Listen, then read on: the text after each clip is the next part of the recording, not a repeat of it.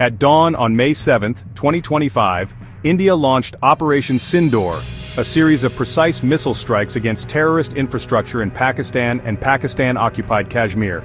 This decisive action sent shockwaves across the region, marking a significant escalation in India's fight against cross-border terrorism. The operation, meticulously planned and executed, targeted 9 key locations known to harbor terrorists involved in planning and executing attacks on Indian soil. Operation Sindoor was not a sudden outburst, but a calculated response to a series of provocations. The immediate trigger was the horrific terror attack in Pahalgam on April 22, 2025. This attack, which claimed the lives of 26 innocent people, including a Nepali citizen, bore the hallmarks of Pakistan-based terrorist groups. India, armed with irrefutable evidence of Pakistani involvement, decided to act decisively to dismantle the terror infrastructure operating with impunity from across the border. Operation Sindoor targeted a network of terrorist facilities belonging to groups like Jaish-e-Mohammed, Lashkar-e-Taiba, and Hizbul Mujahideen.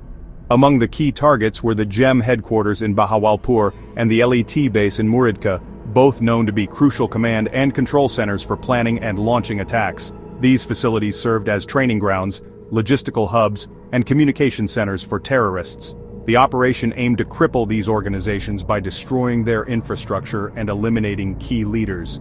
The strikes were carried out using a combination of advanced weaponry, including loitering munitions, ensuring maximum impact and minimizing collateral damage. It is important to note that the operation specifically targeted terrorist infrastructure, avoiding any Pakistani military installations. This demonstrated India's commitment to a measured response, focusing solely on the perpetrators of terrorism. The international community reacted to Operation Sindoor with a mix of apprehension and understanding. India, in the days leading up to the operation, had briefed key global partners including the United States, Russia, the United Kingdom, and Saudi Arabia about the intelligence and the rationale behind its actions. While the United Nations Secretary-General urged both India and Pakistan to exercise restraint, there was a tacit acknowledgement of India's right to defend itself against terrorism.